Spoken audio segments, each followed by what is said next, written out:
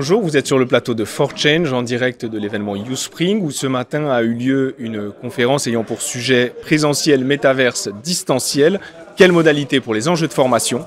Pour ce plateau, j'ai le plaisir de recevoir Cécile Dejoux du CNAM, professeure des universités et directrice à l'Envie. Julien Merquin chez Horizontal Software où il occupe les fonctions de directeur départenariat et Antoine Lorne, Training Orchestra, directeur commercial, ainsi que Stéphane Délinger de chez Pernod Ricard, directeur Global Learning. Alors, pour prolonger le plaisir des échanges de ce matin, je vous propose de répondre à une première question. Alors que le présentiel fait son retour, quels sont les avantages offerts par le métaverse en termes de formation? Antoine? Alors le métaverse qu'on voit apparaître petit à petit, on en entend beaucoup parler. Moi je pense qu'il a au moins 3 avantages. Premier avantage, c'est de pouvoir rassembler beaucoup de monde en même temps sur une session, si on appelle ça une session, une séquence de formation. Donc plusieurs centaines de personnes qui peuvent être réunies en même temps dans cet univers virtuel. Donc le premier avantage, c'est celui du nombre. Le deuxième avantage, c'est sur l'impact carbone, puisque ça permet de rassembler justement en simili présentiel un grand nombre de personnes sans avoir les impacts des déplacements. Et c'est, on sait, un enjeu très fort aujourd'hui dans toutes les entreprises, y compris à travers la formation.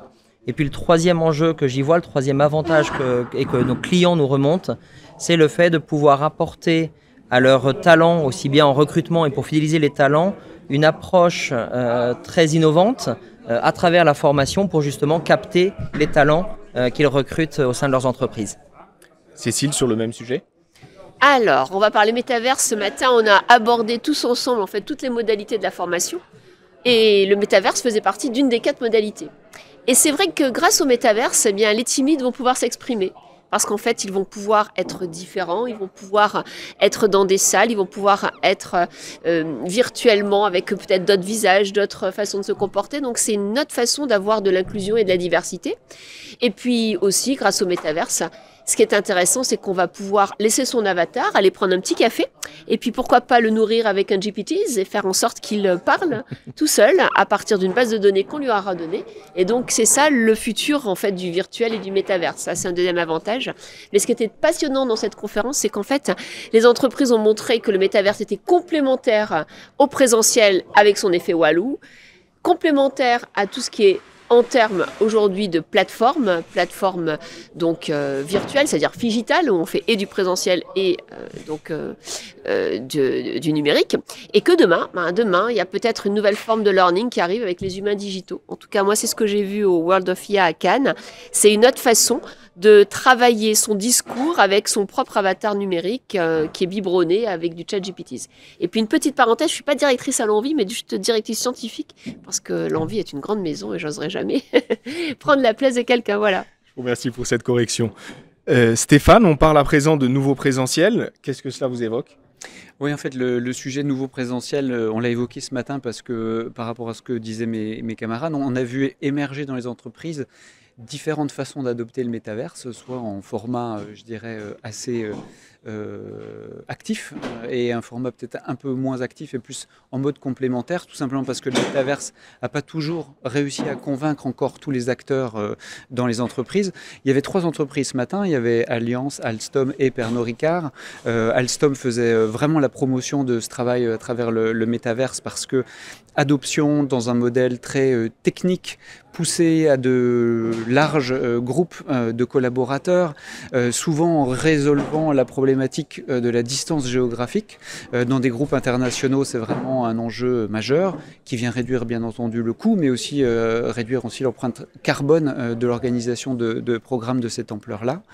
Et puis, comme le disait Cécile, la possibilité pour ces personnes-là de continuer à avoir une expérience qui soit satisfaisante et célébrante à travers le métaverse, puisqu'il y a encore cette possibilité-là qui peut être offerte. Et puis, on voyait aussi dans les témoignages de ce matin d'autres organisations qui, au contraire, voyaient une saturation de leurs collaborateurs sur le format digital, avaient envie de promouvoir plus un retour au présentiel. C'était le cas chez Allianz, par exemple, avec des formats de rethéâtralisation de situations de vente, par exemple, ou, je le citais aussi chez Pernod Ricard, des programmes de leadership qui font la part belle à des moments de célébration et de collectivité partagée qui étaient mentionnés ce matin. Julien, je me tourne vers vous. Quels sont les enjeux de demain concernant les modalités pédagogiques? Ouais, effectivement, hein, c'est vrai que moi je vais aussi faire référence à ce qu'on a vu là sur Uspring. En fait, on parle beaucoup de modalités pédagogiques. Il y a beaucoup de modalités pédagogiques qui sont évoquées, réalité virtuelle, e-learning, le métaverse. Et en fait, on se rend compte avec les trophées qui ont été remis lors de la cérémonie le midi qu'au final, il y a beaucoup de modalités qui restent le présentiel. Le présentiel reste central dans le choix des entreprises pour la réalisation des actions de formation. Malgré tout, si on part sur des modalités pédagogiques différentes, à mon sens, il y a 3 enjeux importants. Ça, c'est ce qu'on voit, nous, avec nos clients et par rapport à notre activité de démargement numérique et d'évaluation. C'est que le premier, c'est un enjeu de sécurité. Il est clair que quand on commence à travailler sur du digital, sur du cloud, etc., les données qu'on met en ligne, il faut pouvoir faire en sorte de les sécuriser, que le RGPD doit être respecté.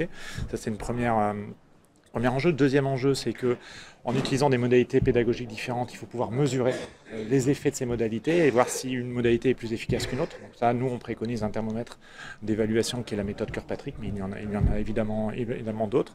Et le troisième sujet, c'est que toujours dans le cadre de l'évaluation, on va perdre un acteur important de l'évaluation qui est le formateur. Si vous faites des modalités pédagogiques totalement virtuelles sans formateur, et vous n'avez plus le retour du formateur sur le groupe, sur l'apprentissage, sur les compétences.